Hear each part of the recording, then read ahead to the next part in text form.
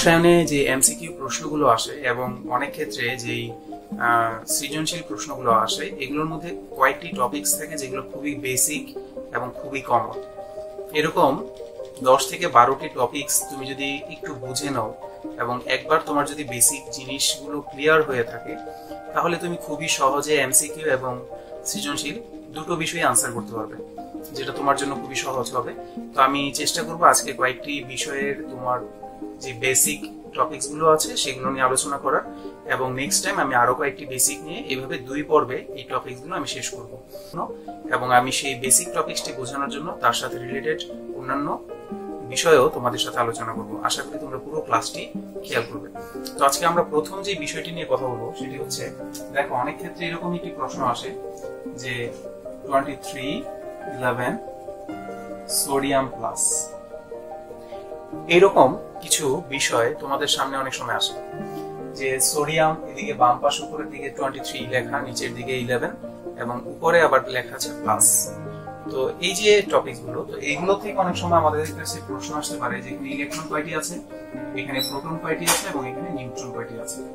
তো আমরা আমাদের যে ফার্স্ট টপিকস আজকের আমাদের এটি, তো খুবই কমন এবং বেসিক কিছু বিষয় এখানে। তো আসো আমরা শুরু করি। তো আমরা দেখতে পাচ্ছি এখানে সোডিয়াম আছে। তো সোডিয়ামের পারমাণবিক সংখ্যা কত? সোডিয়ামের পারমাণবিক সংখ্যা হচ্ছে 11, আমরা অনেকেই জানি। রসায়ন যখন আমরা পড়বো তখন অবশ্যই আমাদের 30টা মৌল সম্পর্কে একদম ক্লিয়ার প্রতীচ্য ধারণা থাকতে হবে। অনেকে হাত গুনে গুনে আনসার করে যে স্যার 12 নম্বর মৌল ধারণ 1 মিনিট 1 2 3 এইভাবে। তো তুমি যত দ্রুত সম্ভব, যত তাড়াতাড়ি সম্ভব ক্যাচ করতে হবে তোমাকে, যত দ্রুত সম্ভব 30টি, এবং সেফ জোনে থাকতে পারবে যদি 40টি মৌল সম্পর্কে তোমার একদম ক্লিয়ার ধারণা থাকে। তো আমরা প্রথম যে মৌলটি নিয়ে আলোচনা করছি এটা হচ্ছে সোডিয়াম। সোডিয়ামের পারমাণবিক সংখ্যা হচ্ছে 11। তার মানে নিচে বাম দিকে যেটি লেখা আছে এটা হচ্ছে পারমাণবিক সংখ্যা, এই হচ্ছে পারমাণবিক সংখ্যা। এবার আমরা জানি স্যার পারমাণবিক সংখ্যা কাকে বলে? যে কোনো পরমাণুর মধ্যে বিদ্যমান প্রোটন সংখ্যাকে আমরা বলি পারমাণবিক সংখ্যা। তার মানে এখানে প্রোটন সংখ্যা হচ্ছে 11, প্রোটন সংখ্যা 11। এবার আমরা আসি উপরে 23 লেখার কারণ কি? উপরে কি লেখা হয়? উপরে হচ্ছে ভর সংখ্যা। ভর সংখ্যা কাকে বলে? আমরা জানি যে কোনো পরমাণুতে বিদ্যমান প্রোটন এবং নিউট্রন সংখ্যার যোগফলকে বলা হয় ভর সংখ্যা। উপরের 23 হচ্ছে প্রোটন এবং নিউট্রন সংখ্যার যোগফল। এবার আসি, এখানে আবার একটা চার্জ বিদ্যমান, তার মানে সোডিয়ামের উপর একটি ধনাত্মক চার্জ আছে। আবার অনেক ক্ষেত্রে কিন্তু চার্জ নাও দিতে পারে। বিষয়গুলো একটা একটা করে তোমাদের সাথে আমি ক্লিয়ার করি। দেখো, যেহেতু নিচে প্রোটন সংখ্যা বা পারমাণবিক সংখ্যা 11, তাহলে তুমি ইজিলি লিখে ফেলতে পারো যে এখানে প্রোটনের সংখ্যা হচ্ছে 11, প্রোটনের সংখ্যা হচ্ছে 11। এবার তুমি যদি একটু কমন সেন্স ইউজ করো, এখানে তুমি একটু যদি খেয়াল করো এখানে যে এখানে প্রোটন এবং নিউট্রনের সংখ্যার যোগফল 23 আর নিচে প্রোটন সংখ্যা আছে 11, তাহলে আমরা বুঝতেই পারছি যে 23 থেকে যদি 11 বিয়োগ করি তাহলে 11টি প্রোটন বাদ দিলে আমার নিউট্রন থাকে আর 12টি। তার মানে এই চিহ্নে নিউট্রন আছে 12টি। খুবই ইজি।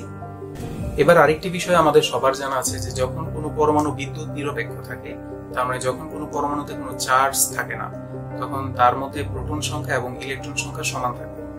কারণ আমরা জানি সকল পরমাণু বিদ্যুৎ নিরপেক্ষ, এই জন্য প্রোটন সংখ্যা এবং ইলেকট্রন সংখ্যা কিন্তু সেম।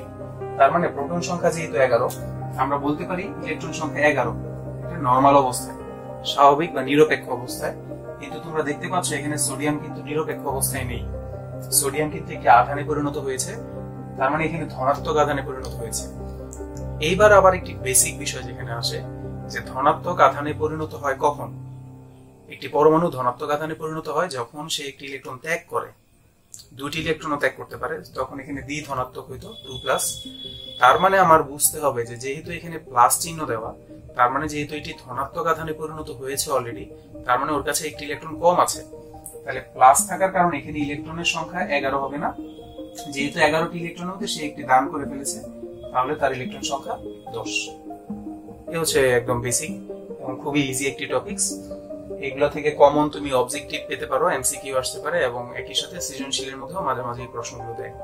তো অনেক ক্ষেত্রে তোমার এরকম পাবে, ধরো 16 8 অক্সিজেন 2-, এগুলোতে চর্চা করো। এবার আমরা যদি আগেরটার থিওরি এখানে ইউজ করি তাহলে আমরা দেখতে পাচ্ছি নিচে 8 আছে, তার মানে এখানে প্রোটন সংখ্যা 8, উপরে 16, তার মানে হচ্ছে প্রোটন নিউট্রনের যোগফল 16, তার মানে আমরা যদি 16 থেকে 8 বিয়োগ করি তাহলে নিউট্রনের সংখ্যা 8, ইলেকট্রনের সংখ্যা স্যার খেয়াল করো ঠিক আগের বুদ্ধিতে প্রোটন যেহেতু 8টি তার মানে ইলেকট্রন 8 থাকার কথা, কিন্তু যেহেতু এখানে চার্জ আছে, কি চার্জ?